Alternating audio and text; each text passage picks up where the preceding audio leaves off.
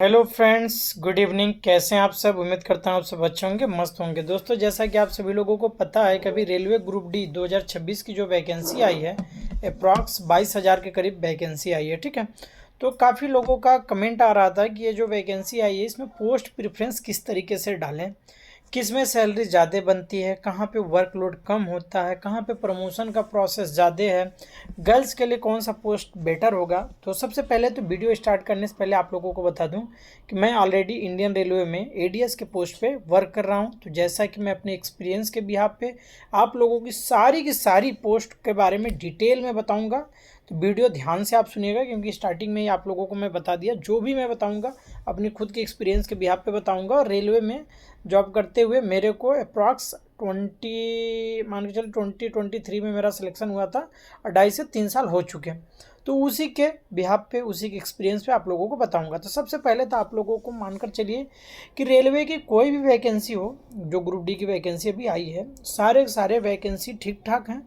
सब में अपना अपना, किसी में सैलरी ज़्यादा बनती है, किसी में सैलरी कम बनते हैं, किसी में प्रमोशन ज़्यादा है, किसी में कम है। सबसे पहली बात तो आप लोगों का, अगर आप पढ़ने में अच्छे हैं और आप चाहते हैं कि अच्छा मेहनत करेंगे, तो आप प्रेफरेंस में वही सारे पोस्ट को ऊपर रखिएगा जिसमें सिलेक्शन का प्रोसेस ज़्यादा हो। मतलब आने वाले टाइम में आप लोगों का डिपार्टमेंटल एग्ज़ाम ज़्यादा हो, पहला चीज़। दूसरा चीज़, अगर आप सैलरी पॉइंट ऑफ व्यू से देखेंगे तो सैलरी पॉइंट ऑफ व्यू से डालिएगा। आप जहाँ पे देखेंगे कंफर्ट जोन, जहाँ पे काम कम करना पड़े, आपको पढ़ने का ज़्यादा मौका मिले, तो उसके हिसाब से अलग अलग लोगों का अलग अलग क्राइटेरिया होता है। तो सबसे पहले आप लोगों को मैं बताऊँगा कि देखिए, गर्ल्स, अगर जितनी भी गर्ल्स जो होती हैं उनके लिए कौन कौन सा पोस्ट बेस्ट होगा।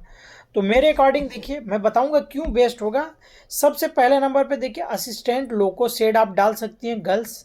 दूसरे नंबर पे असिस्टेंट ऑपरेशन इलेक्ट्रिकल में भी डाल सकते हैं। तीसरे नंबर पे असिस्टेंट एसएनटी डाल सकते हैं। चौथे नंबर पर असिस्टेंट सीएनडब्ल्यू डाल सकते हैं। पॉइंट्समैन डाल सकते हैं। असिस्टेंट टीएल एंड एसी डाल सकते हैं। असिस्टेंट ब्रिज डाल सकते हैं। असिस्टेंट टीआरडी डाल सकते हैं। असिस्टेंट पीवे डाल सकते हैं।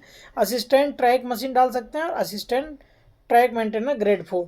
तो इन सारे पोस्टों में से देखिए, असिस्टेंट लोको शेड इलेक्ट्रिकल और असिस्टेंट लोको शेड मैकेनिकल, क्यों मैं बोल रहा हूँ, क्योंकि यहाँ पर आप लोगों का जो भी लोको शेड होते हैं किसी न किसी बड़े शहरों में होते हैं, अच्छे जगह पर होते हैं। तो आप लोगों को पहली बात, इजीली रूम मिल जाएगा रहने के लिए, आप बाहर रूम ले सकते हैं।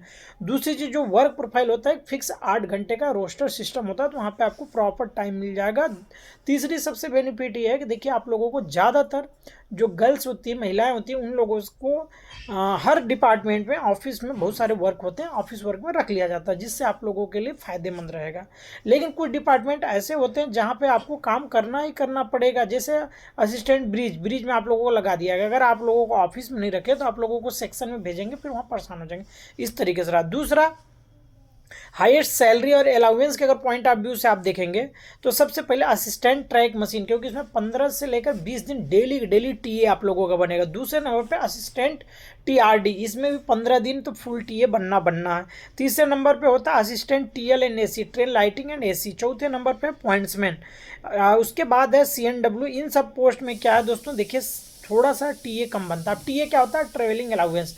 आप लोगों को पता होगा, जिनको नहीं मालूम होगा, जो नए बच्चे होंगे जो अभी फॉर्म फिलअप कर रहे होंगे, टीए होता है क्या, जैसे ही आप की पोस्टिंग हो जाती है और जिस स्टेशन पर आपकी पोस्टिंग हो जाती है वहाँ से 8 किलोमीटर दूर कहीं भी आप काम करने जाते हैं तो रेलवे आपको अलग से ट्रेवलिंग अलाउंस देती है, जो कि आप उसके अकॉर्डिंग जैसे रेल में आएंगे आपको समझ में आ जाएगा। तो इन सारे पोस्ट में थोड़ी सैलरी ठीक ठाक बन जाती है।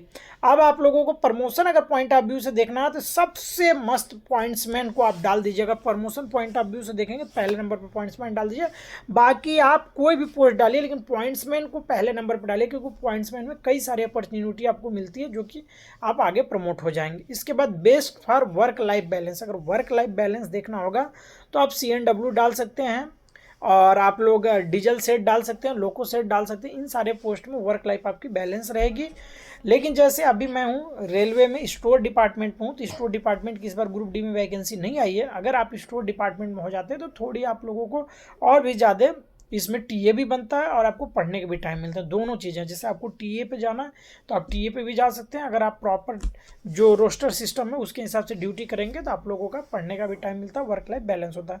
तो इन सारे पोस्ट के बारे में आप लोगों को बता दिया। जितने भी कैंडिडेट आप पहली बार ग्रुप डी का फॉर्म भरना चाह रहे हैं या इस बार जो एग्जाम आप लोग दे रहे हैं, अलग अलग पोस्ट वाइज सेपरेट आप लोगों को वीडियो चाहिए कौन सी पोस्ट में क्या करना होता है, तो उससे भी रिलेटेड मैं वीडियो बना दूंगा और डिटेल में बनाऊंगा, क्योंकि मुझे खुद पता है मैक्सिमम हमारे फ्रेंड सर्किल में जो लोग हैं उनका जो एक्सपीरियंस है उसको कलेक्ट करके तब आप तक मैं इन्फॉर्मेशन प्रोवाइड कराऊंगा। तो अगर वीडियो अच्छा लगे तो चैनल को लाइक सब्सक्राइब शेयर जरूर कीजिएगा और कमेंट करके जरूर बताइएगा आप लोगों को कौन से टॉपिक पे वीडियो चाहिए, क्योंकि देखिए पिछली वाली वैकेंसी में जब मैं भी फॉर्म फिलअप कर रहा था मुझे भी कुछ भी नहीं पता था, कई सारे यूट्यूब पे चैनल ढूंढना पड़ता था और किसी भी चैनल पे कोई भी सही से गाइड नहीं करता है, क्योंकि सब दूसरे की सुनी सुनी बातों को बोलते हैं। तो बस आज इतना ही बताना था, मिलते हैं अगली वीडियो में। वीडियो अच्छा लगे तो लाइक सब्सक्राइब शेयर जरूर कीजिएगा।